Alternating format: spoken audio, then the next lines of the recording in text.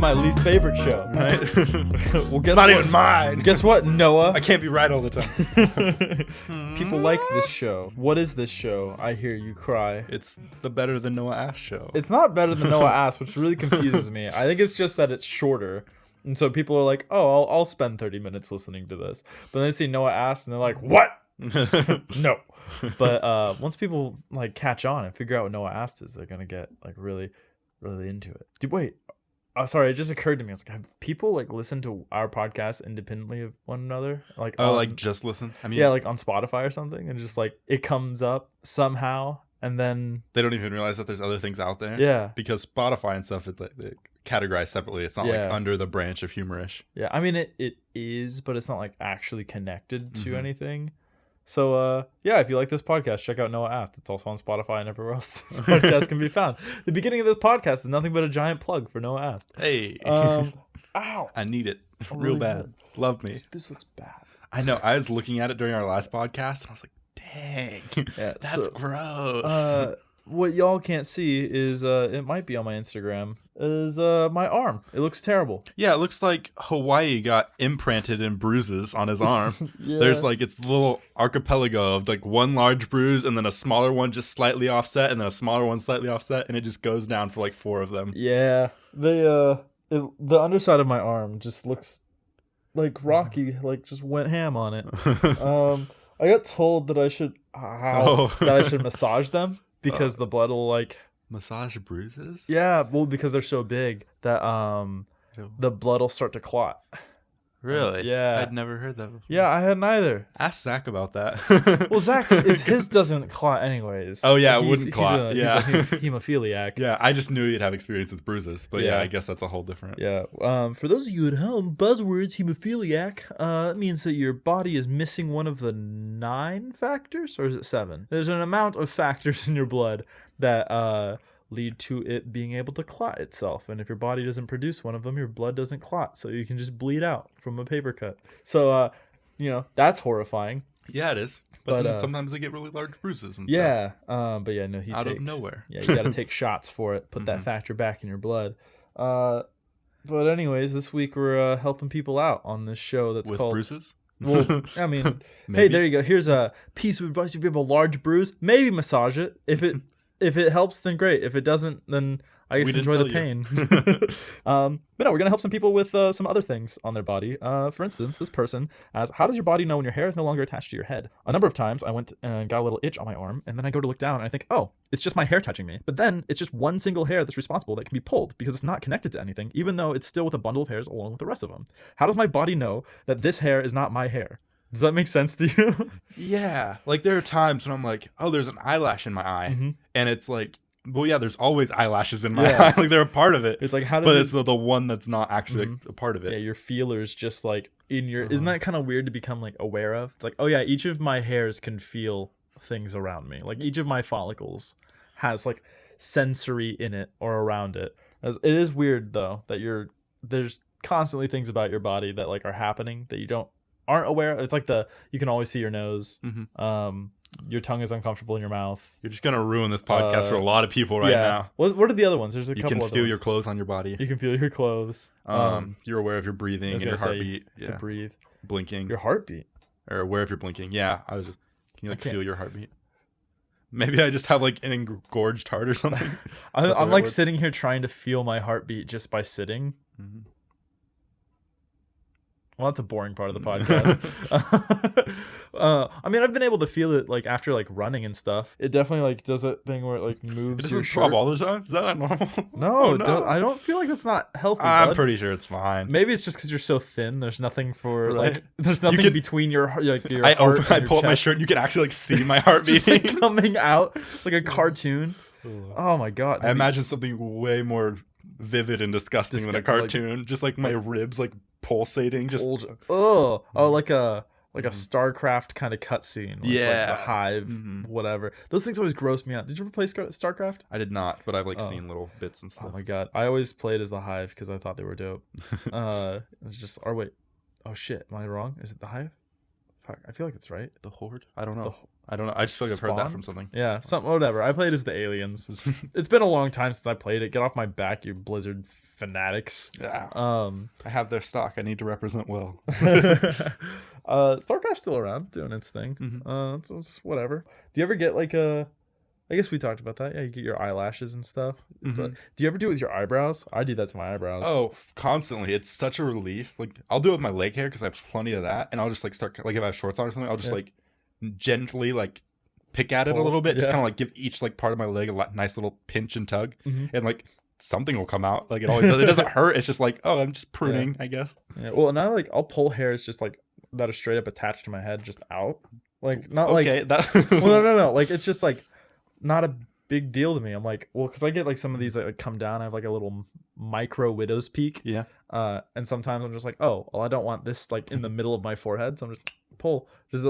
People act like that's a huge deal. Like, it doesn't hurt to pull a hair out of your head. Yeah, but I feel like there are like diseases associated with people like pulling out their hair as like a tick. Oh, well, I don't do it as like all the time. I'm not just like just like reaching up, just grabbing. Yeah, it's just something to do. Yeah, it is like really weird how much hair we as like an animal loses. Like, we just shed constantly. Yeah, we're only covered in hair on like 5% of our body. But man, if after I get out of the shower, you'd be surprised how much is there.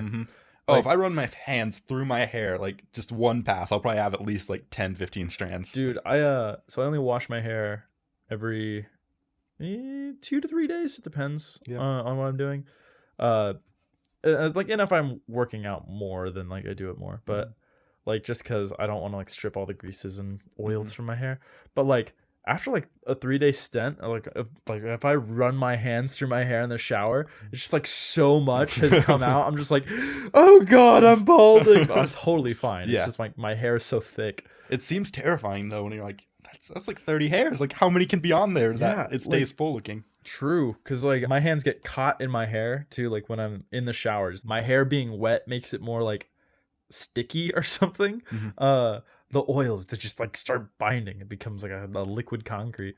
I just like go to stick it through and it just hurts, like trying to run it through, and I'm just like, God, so much. And most of my shower is just me trying to get all the hair out of my head.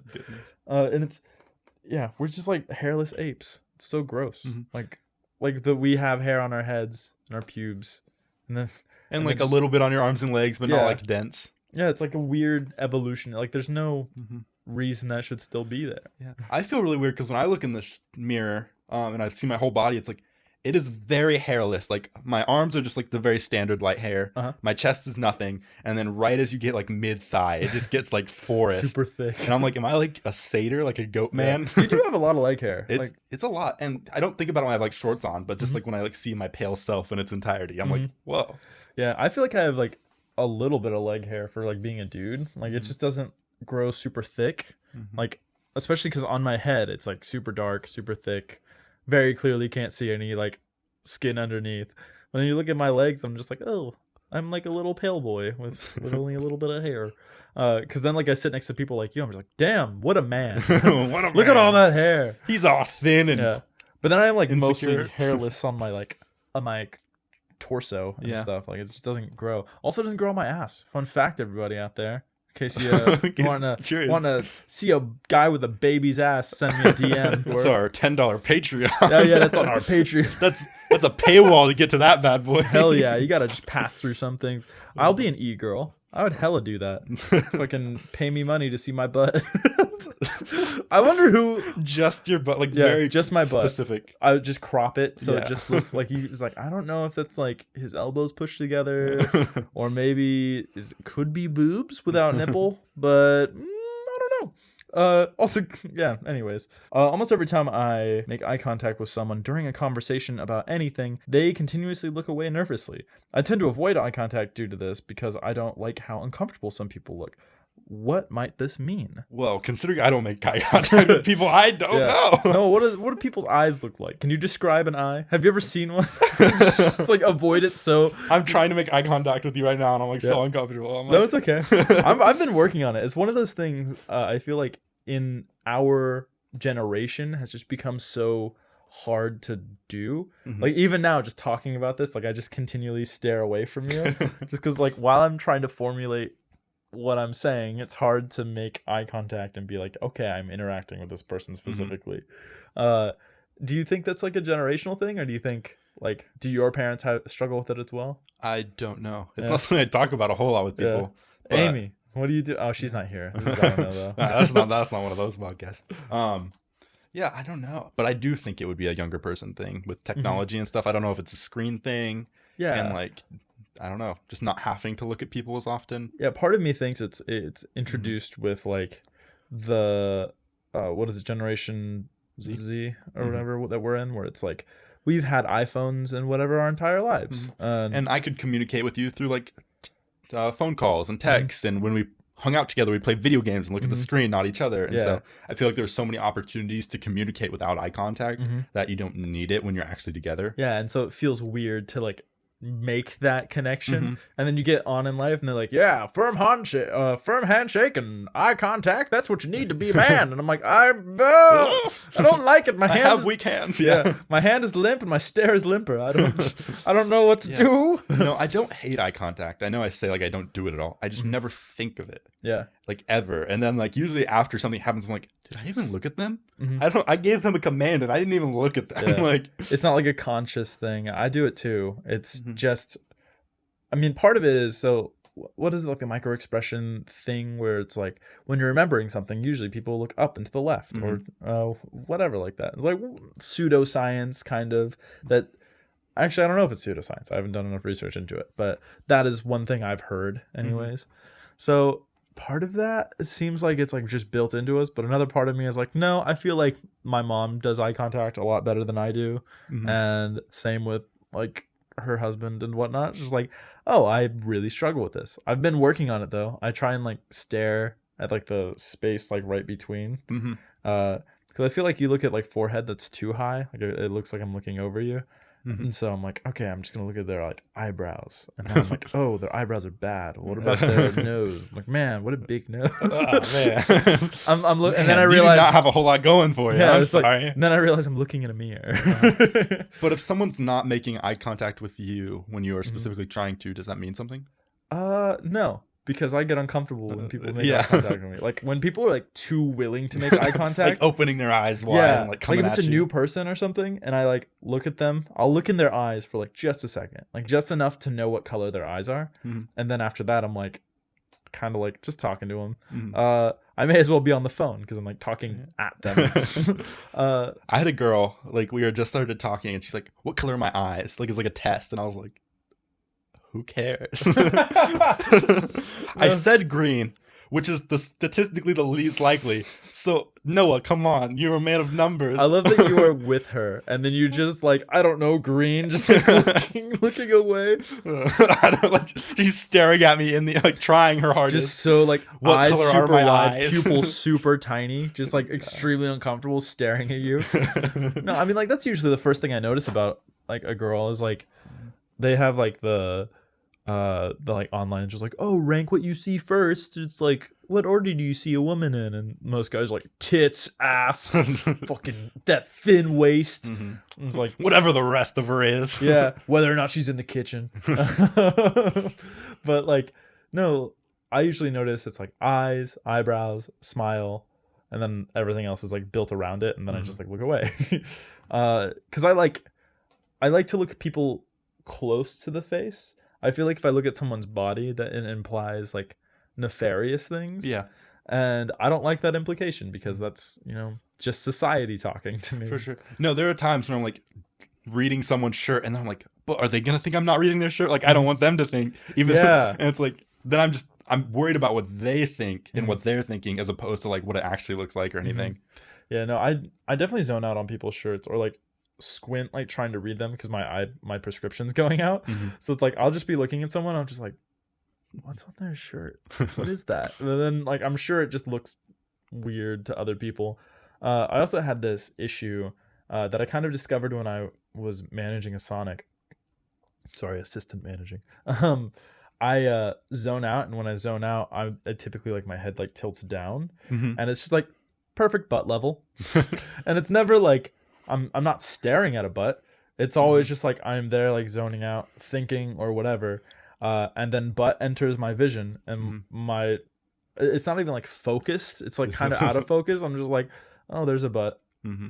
Oh God, there's a butt. It wouldn't be a problem, but you've already established yourself as an ass man. So yeah, like... no, what are you talking about? I am an ass man. It is I am the greatest superhero. I am ass man. Ass man. I give people good asses. Ooh, that'd be great. Like an ass blaster. Oh no, never mind. I was thinking like a workout. That is something very different. I was thinking like a workout routine. Oh no, sure. Yeah, no, it is a real workout when you do it. For who? But yeah, so I don't think it means anything. I think it just it's a sign of the times that people aren't looking at you in the eyes. Mm-hmm. Maybe try to be less aggressive about it. Because like I know that's something for me is when I mentioned it earlier. It's like someone's like too apt to just stare directly in my eyes. Mm-hmm. It's like have a relaxed expression. Don't like go out of your way to be like, "Hi, how's it going? I am so and so." It's like, what's that episode of Rick and Morty where it's like I am a cyborg photographer. Yeah, it's the last episode of season 2, I think, where it's Bird Person's wedding. Right. Yeah. Mm-hmm. What a time. Good stuff. And that's played by our good friend Aaron Hansen. Our good friend. I say good friend. I've never met him. I'd love to. Hey, I've never had any sort of contact. I never have. I've admired him from a distance. I've admired him through a window. Much like everyone else. Yeah. Just whatever. But anyways, with that, we're gonna take a quick little break to thank people for keeping the lights on. I'm so tired. I need it. Oh, I'm so sleepy. Let me out. I've been in this prison for so long. No, you don't get to leave. Please. No. Please. No. I beg you. Okay, for just a minute. So, Noah, I have some questions to ask you because I was going through the internet and I found a really interesting thread of questions that are they're all like by different people. Okay. But they're all really close to each other in the timeline, which makes me think they might have been a spam bot. But there's interesting questions, all right? Okay, there's I'm a theme. ready. Let's see if you can guess. And we're just going to have a little lightning round, like a small paragraph response. Okay. Okay. First question. If you run your pee through a coffee filter, can you drink it? You can. No one's stopping you. All right. You're not going to go to prison. Well, then, can/should you make water from pee in a Mocha Express? Can/should. See, now this is a different question. I changed it just so you can get out of it. You should not. You will die eventually. Why not? What if I want to make coffee from urine? Coffee urine? You might get some new stuff from the coffee. Maybe it'll, like, be better, but...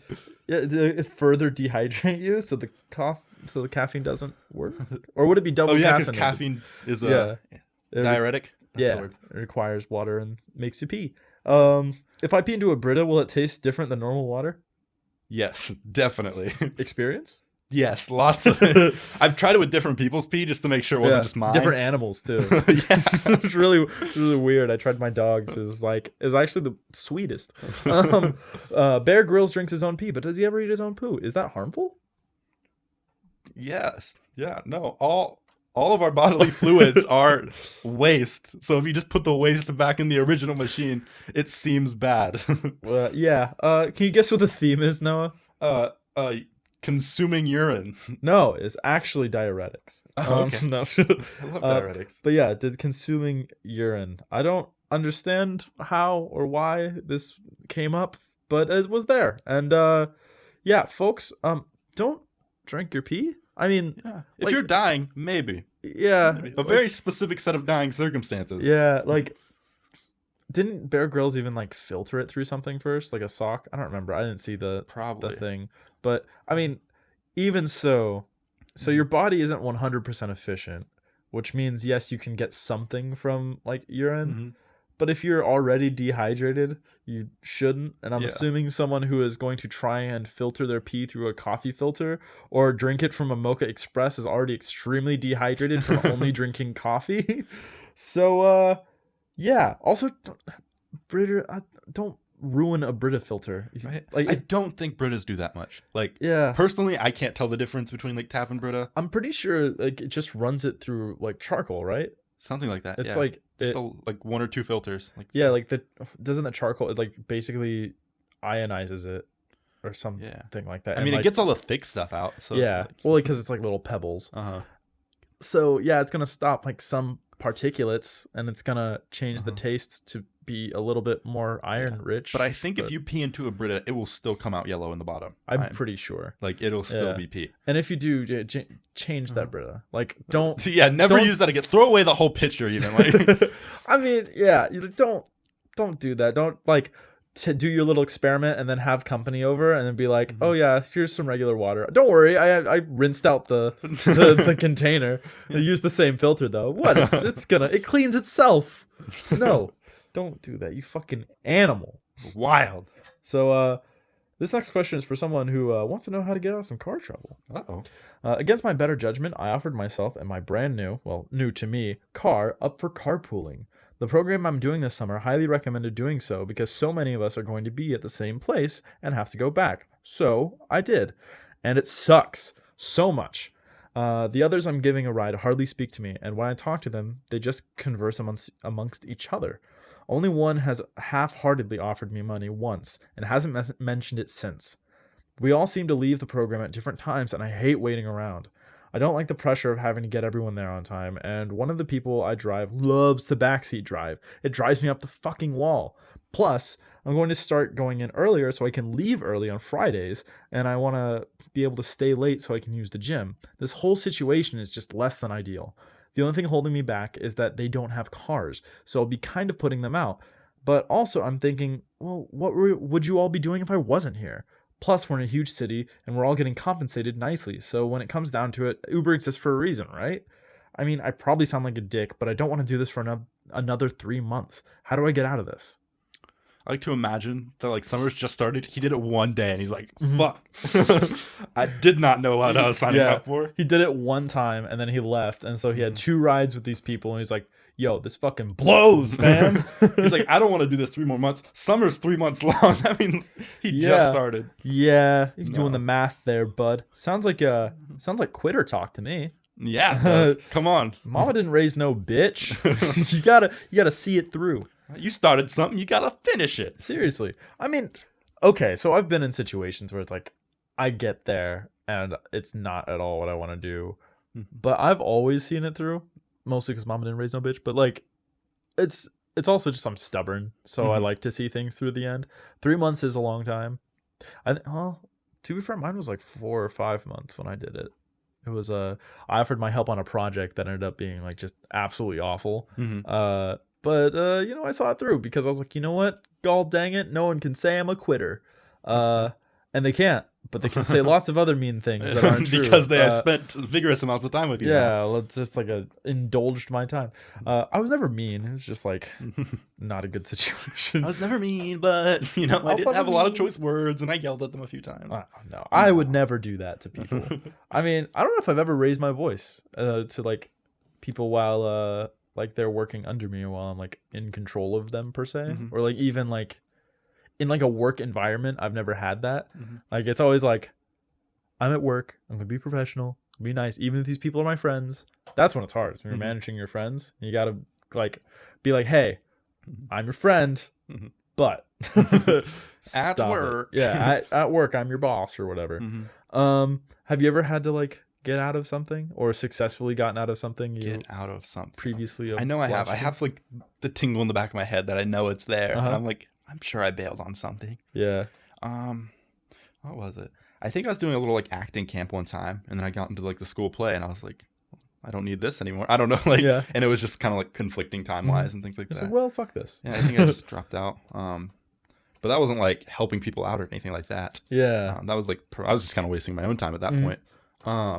Well, do you think that he's being like, or he or unreasonable? She, is being unreasonable? No. Yeah, it is kind of weird. Like they're not talking to you. They're not like offering money. That really gets me, especially if like you're all like not people. I mean, like I would definitely be like, hey guys, is that the whole point of like a carpool is like, oh, we share this burden. Yeah. So you should definitely like bring it up, and I really hate the money conversation. Where it's oh my god, it's so tough because I also don't like seeming like I'm burdening others. So most of the time I'll just like take all the punishment and just deal with it. Bottle it up deep inside, as they say. But in this case, you really have to just be like, hey, so this is and there's a perfect time to bring this all up because they will be locked in a car with you all together. So so here's a better time. So you get them there, right? And then you wait around for them at night and you're like, hey, it's gonna be so like this much cash or whatever. And just start like siphoning. Just be like, well, either you ride back with me for, and I don't know how far they are, I guess I'm assuming like a 30-minute plus commute. So either you ride with me for $4 a piece, or you can each catch an Uber for $10. And trust me, I've looked at like the Lyft and Uber prices in the area, and I'm undercutting them. Like, I'm undercutting them. Either that, or you can wait for the bus. Deal with that system, because I mean, bus systems can be nice. It depends on where you live. Yeah, but sometimes they're just inconveniently placed where you're at like the beginning of the route and where you need to go is at the end, so you have to go through all the little stops. You gotta wait. What a time. But yeah, so I think you could give him an ultimatum like that. It'd probably be the funniest to me. Yeah, but he said one guy like half-heartedly offered one time. If you said no, you can't reasonably expect them all to just like keep offering every time. Yeah, like, that's true. That's like a weird conversation. It's like, dude, I pay for this every time. You can't keep offering. That's just like kind of weird. Yeah, that's like the check conversation where it's like, oh, I'll get the check. No, please, I'll get it. No, really. It's like, if you did that every single date for the rest of your life, like you're with your wife and she's like, I'll get it. You're like, no, I'll get it. And she's like, we have a joint bank account. He's like, no, I want to be the man. And she's like, I make the money. You're a stay-at-home husband. And he's like, no, please let me. And she's like, it's my diamond card. And he's like, listen, Carol. But you can't. Yeah, it's like, but that interaction, like that I was bringing up, it's like, if it goes past like that 3, where it's like the I'll cover it, no, yes, I insist. If you go past that, it's just like, oh, now it's awkward. And now we have to fight over the check. And here it's like, there's not another chance because it's the same people. And it's not like a different person's driving each time. Like they don't have vehicles. So yeah, if you said no, that's on you, bud. You have to admit your mistake and be like, hey, I know I said no, but I really do need to like cover gas because it's getting, pricey to have to drive everyone. I know I normally have to drive myself, and it's a time commitment to like go pick up everyone. If they're in different places. I think that'd be a good argument. Just be like, but I'm picking you guys up. I'm waiting after for you guys. I just really need something to make this worthwhile. Otherwise, like, it's way easier for me to just like go on my own. But that's not what this guy wants. This guy isn't like worried about the money. Yeah, he just wants to be out of it. Like, the money would be nice, but like, can he just like say like, yo, figure something out in the next week? Is that reasonable? I think so. I think it'd probably be good to just practice that. And if you're not friends with these people anyways, fuck them, right? Like, like if you're all part of the same program and nothing binds you except for you all have the same internship, who cares, right? Like, they lumped you into this like seemingly like barely on your consent anyway. So yeah, just be like, I don't want to do this. And he says he signed up for, right? What against my better will? Oh no, he says he offered. Never mind. Just recant that. You have give to give people a little bit of time. You can't just like not show up the next day. I mean, well, you have to tell them. You can't just be like, nah. I mean, of course, that's like the best in some places where it's just like, you know what? No. But I think you should tell them and then just go about your life. That's part of being an adult. It sounds like you're just got an internship out of high school. Maybe you're in your first year of college or something. It's a great learning moment because now you can just look back and be like, oh yeah, I shouldn't overextend myself for things.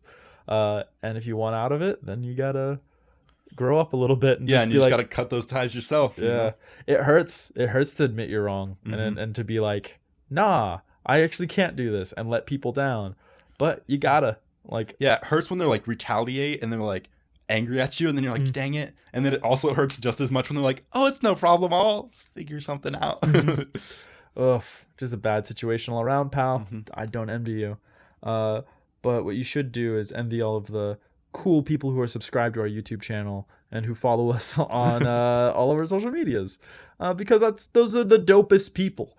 And you should become one of those dope people by doing those things. And if you have problems like this guy, want to learn how to deal with grown-up situations, you can email us at humorish.tm@gmail.com.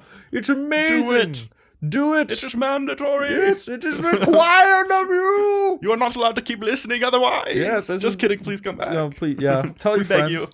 you. Everyone, please. Just like, you see a dying person in the hospital, just whisper it in their ear. Just be like, yeah, hey, check out Humorish. They're pretty dope. And they'll be like, I have cancer. It's like, yeah. When you die, you won't get unsubscribed. It's fine. Yeah. They only do an unsub thing like every like few years. And even then, it's like... We'll be dead long before then. You're only making it to 20 or 30, right? Hell yeah, dude. I'm making it to 30. 30 is about all I can handle. That's my cap. This life is just too rough, bro. But if you guys don't want me to die at 30, you guys should tell your friends, because this is a independent podcast. And yeah, we don't really make money off of this, even though we have ads. Yeah, we have $1 here and there. Yeah. The ads can pay for like 4 donuts at this point. Right. That's pretty cool, actually, to think that we've made 4 donuts worth of money by talking to each other. We should just never spend our ad revenue and then one day buy a shit ton of donuts. Buy a whole dozen. Like literally just like tell them like every donut you make this morning, I want it. Like, whoa. That'd be really cool. I don't think we'll ever make that much money, but it'd be super dope to just be happen. Like, hey, I want all of the donuts. What a dream to have. I don't think it'd be worth it. I can't eat that many donuts in a day.